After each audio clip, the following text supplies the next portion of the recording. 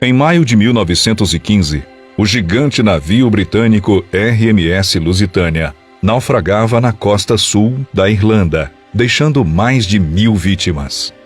Considerado inovador para sua época, esse navio era altamente equipado, grandioso e luxuoso, algo impensável para um navio do início do século XX.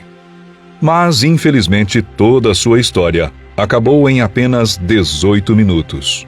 No vídeo de hoje, vamos te contar a história do RMS Lusitânia.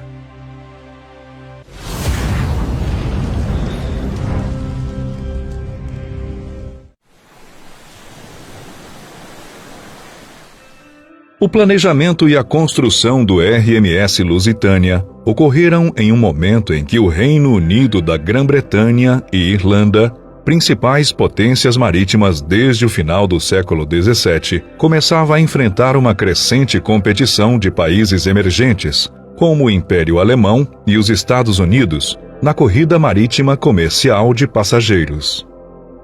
Essa disputa começou a preocupar o Almirantado Britânico, responsável pela Marinha Real Britânica.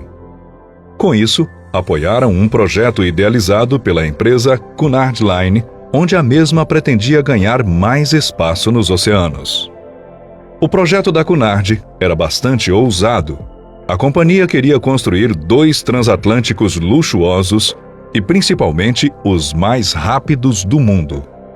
O almirantado interessado no projeto, visando modernos cruzadores auxiliares em caso de guerra, aprovou a proposta da Cunard e concedeu um empréstimo de 2,6 milhões de libras esterlinas e com um prazo de pagamento de 20 anos.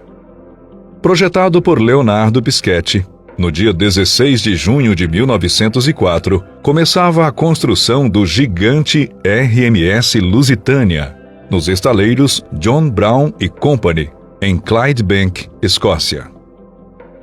Apelidado de navio escocês, o enorme transatlântico tinha 239 metros de comprimento, 26 metros de largura e uma altura de 18 metros.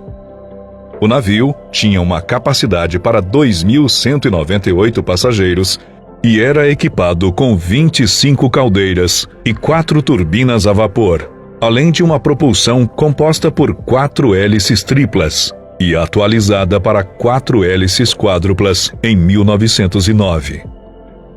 O navio poderia atingir uma velocidade de 46 km por hora. Em março de 1907, o Lusitânia tocava o mar pela primeira vez. Após o lançamento, o transatlântico era de longe o maior navio do mundo, superando o navio alemão SS Augusta Vitória. O navio escocês foi considerado pelo jornal New York Times como inafundável, devido ao seu casco subaquático em compartimentos estanques, cujas anteparas tinham 69 aberturas que deveriam ser fechadas por portas. Apenas 35 dessas portas eram operadas hidraulicamente. As 34 restantes tiveram que ser fechadas manualmente. Uma vez que o Lusitânia era considerado inafundável, inicialmente o navio era equipado com apenas 16 botes salva-vidas, tendo uma capacidade total de cerca de 960 pessoas. Essa quantidade seguia as normas legais da época, mas não levava em conta o enorme crescimento do tamanho dos navios de passageiros. Durante 3 dias, foram testadas as suas capacidades de manobra, paradas de emergência e velocidade. Após diversos testes e aprovado em todos, o transatlântico foi entregue à Cunard.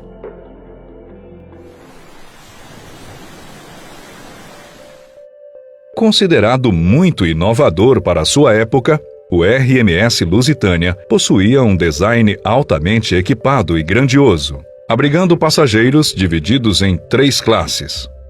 Na primeira classe, havia uma sala de jantar, quartos para fumantes e um belíssimo salão de música. Além disso, em seu interior, era possível desfrutar de uma sala de leitura e escrita. A segunda classe também era relativamente luxuosa para a época.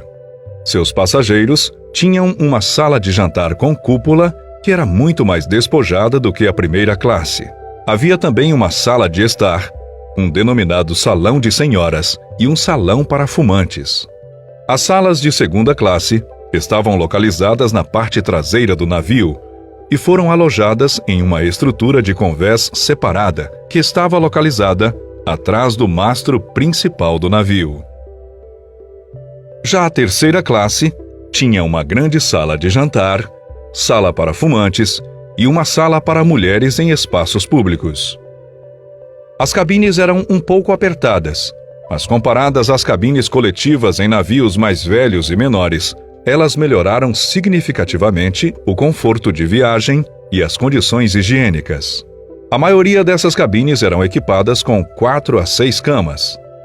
A terceira classe ficava alojada na parte frontal do Lusitânia. O navio era inconfundível com seu enorme tamanho e suas 4 chaminés. Era rápido, luxuoso, confortável e motivo de orgulho dos britânicos, e foi considerado supremo na sua categoria.